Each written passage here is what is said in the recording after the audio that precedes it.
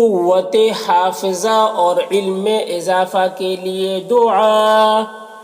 رب اشرح لی صدری ویسر لی امری واحلل عقدۃ من لسانی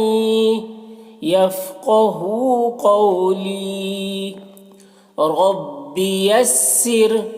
ولا تعسر وتمم بالخير وبك نستعين يا فتاح رب زدنی علما۔ قوت حافظہ اور علم میں اضافہ کے لیے یہ دعا پڑھیں۔ اس دعا کا ترجمہ ہے رب اشرح لی صدری، اے میرے رب میرے سینے کو میرے لیے کھول دے، ویسر لی امری،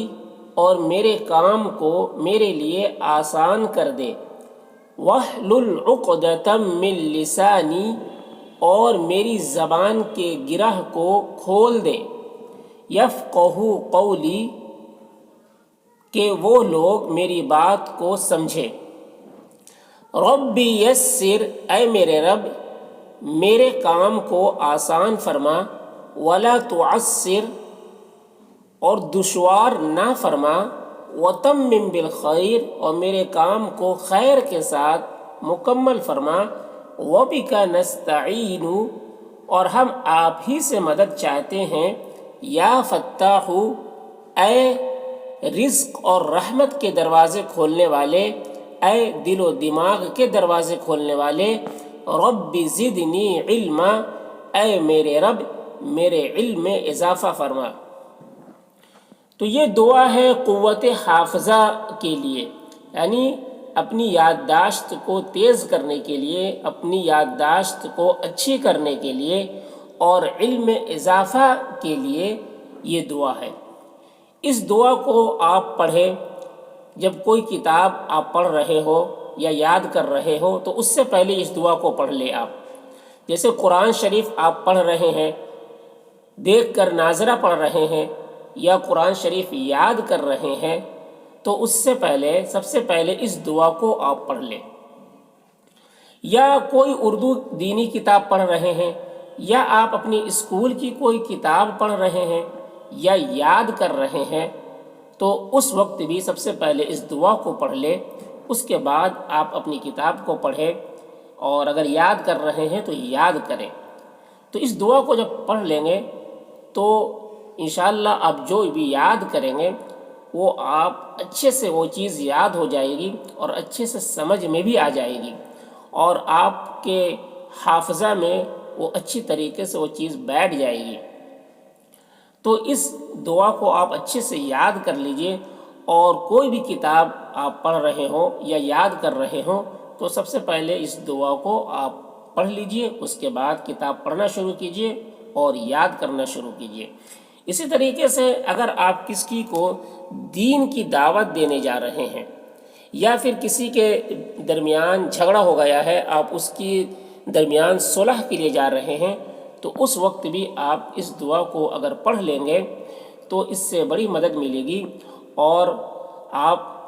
اس دعا کو پڑھنے کے بعد جس کے پاس جائیں گے وہ آپ ان سے کو جو بات سمجھائیں گے وہ بات آپ کی سمجھیں گے، اور آپ کے دل میں اللہ ایسی باتیں ڈالیں گے کہ جو بات آپ کہیں گے اس سے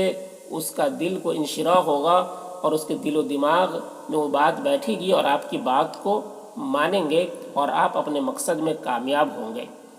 تو اس دعا کو آپ جو ہے کسی کو دعوت دینے جا رہے ہیں اس وقت بھی آپ اس دعا کو پڑھیے، کسی کے درمیان جھگڑا ہو گیا ہے تو اس سے پہلے اگر اس کے صلح کے لیے جا رہے ہیں تو اس سے پہلے آپ اس دعا کو پڑھ لیں۔ اسی طریقے سے آپ کوئی کتاب کو پڑھ رہے ہیں یا کوئی کتاب یاد کر رہے ہیں کوئی بھی چیز، تو اس وقت جو ہے آپ سب سے پہلے اس دعا کو پڑھ لیجئے، تو انشاءاللہ وہ ساری چیزیں آپ کے لیے یاد کرنا، پڑھنا، سمجھنا، اور یہ ساری چیزیں آسان ہو جائے گی۔ بہت لوگ دعائیں پوچھتے ہیں کہ میں یاد کرتا ہوں بھول جاتا ہوں، میرا ایگزام ہے، کوئی ایسی دعا بتا دیجئے